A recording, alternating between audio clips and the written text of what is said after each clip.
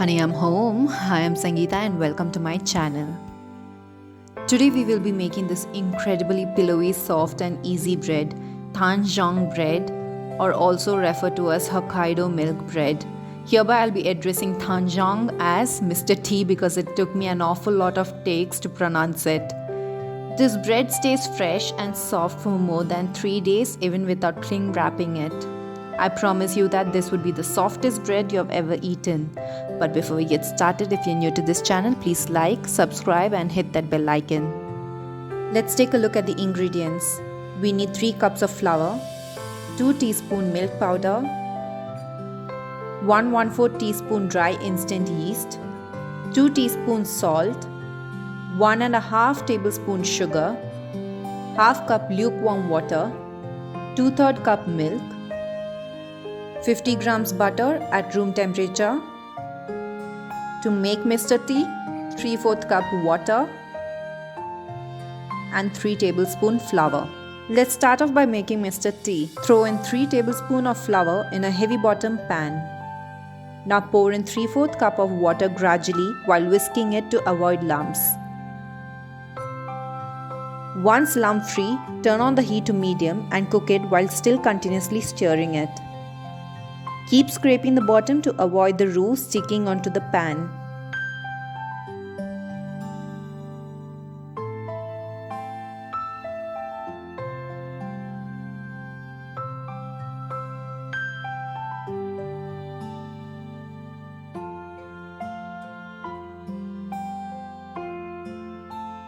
Once it turns to a sticky mass, turn off the heat.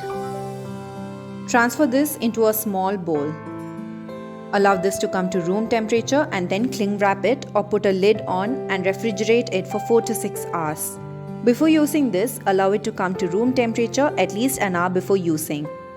This step is to be followed if you're patient. I'm not. I had made this roux about 2 hours ago and kept it at room temperature covered. I'll be using this to make the bread. As you can see, Mr. T is very sticky in nature. In a large mixing bowl, pour lukewarm water and add yeast in it. Make sure the water is lukewarm. Please check the description box for tips before you get started. Now whisk it. Add sugar and give it a quick mix followed by milk powder.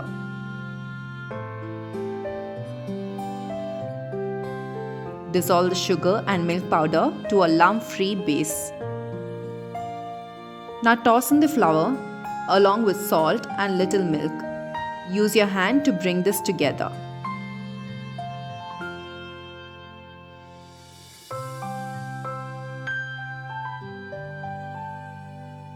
Now add Mr. T, which we had made before time, and knead it well. Once you put Mr. T, you can already see that the dough comes together.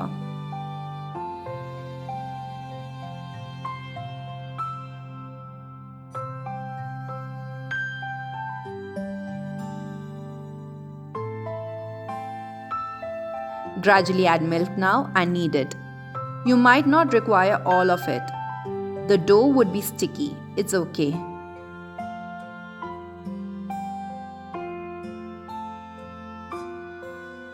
Now add butter and bring it all together as you would knead chapatti dough. Massage, hit it or punch it, whatever you're in the mood for. Your dough will come together in no time. We have got our smooth dough ready. I used up all of the milk. Once again, you might not require all of it. Now grease the bottom of the bowl and the top of the dough. Cling wrap it or put a plate on it to cover it. Allow it to rise in a dry dark place for an hour. After an hour, our dough is well risen. Oil your hand and punch the dough. Bring the dough together.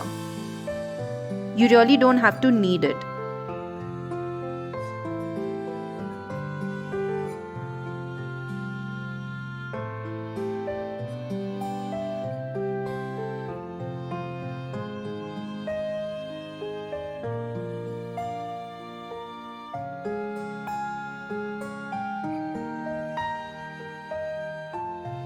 Now divide it into 3 portions.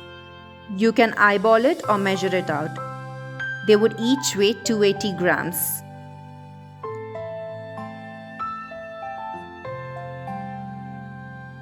Now oil the surface you'll be working on. Take the dough and slap it like so and fold it. Now hold it where the seam is open and slap it on the surface again. Fold it again and start tucking the dough like so. I'm sorry about the camera shake, but now you get the idea. After decently tucking it, roll it around on the surface to smoothen it.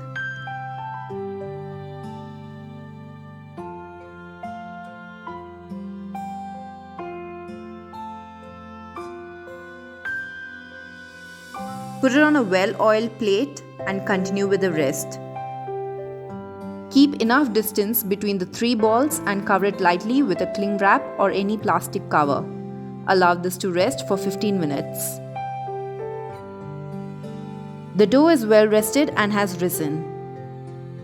Place the dough on an oiled surface and keep the rest of the dough covered to prevent it from drying out. Roll it out by keeping the tucked in side facing you. Basically, whichever is your pretty side, keep it facing down. Roll it into an almost rectangular shape. The flattened dough should be half an inch thick. Now fold it towards you and press. Then fold it away from you and press. Facing the shorter side towards you, stretch the dough by pressing it gently.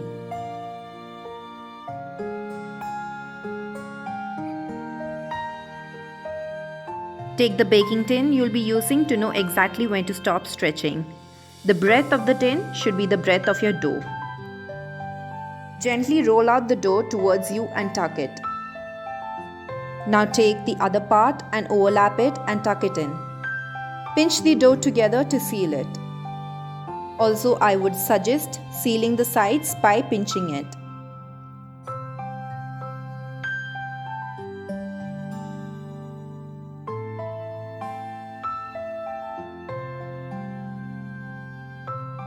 Place a roll into the oil tin. Tuck it in.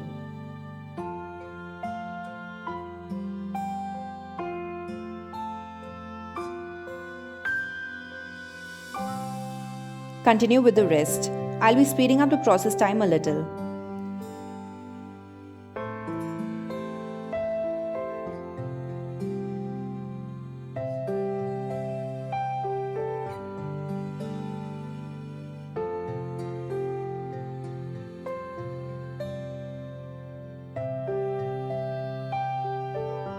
Once done, press the dough with light hands.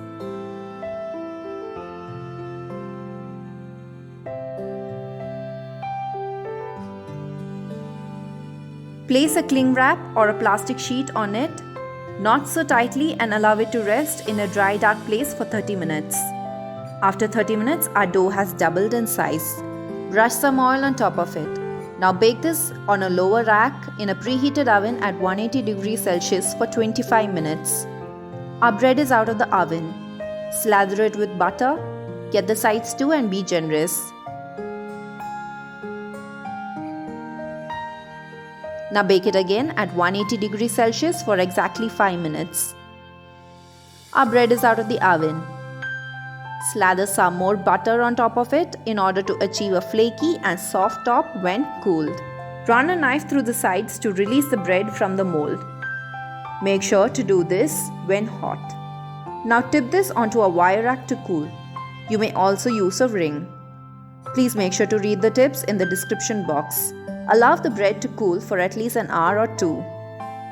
I've got no chill because the bread smells so buttery and delicious that I had to break into it instantly. But I suggest you wait until it cools down to room temperature.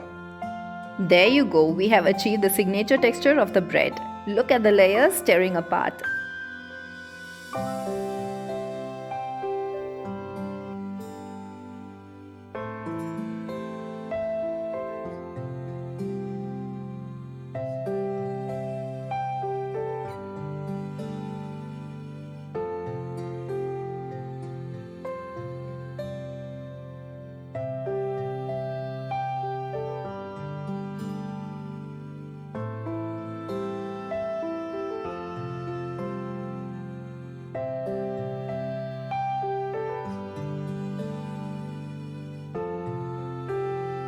Decided to completely destroy this bread to show you the texture.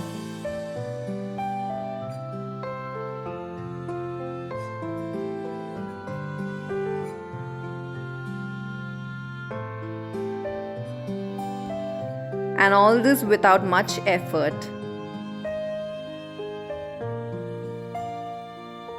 I have mutilated the bread enough, you get the idea now.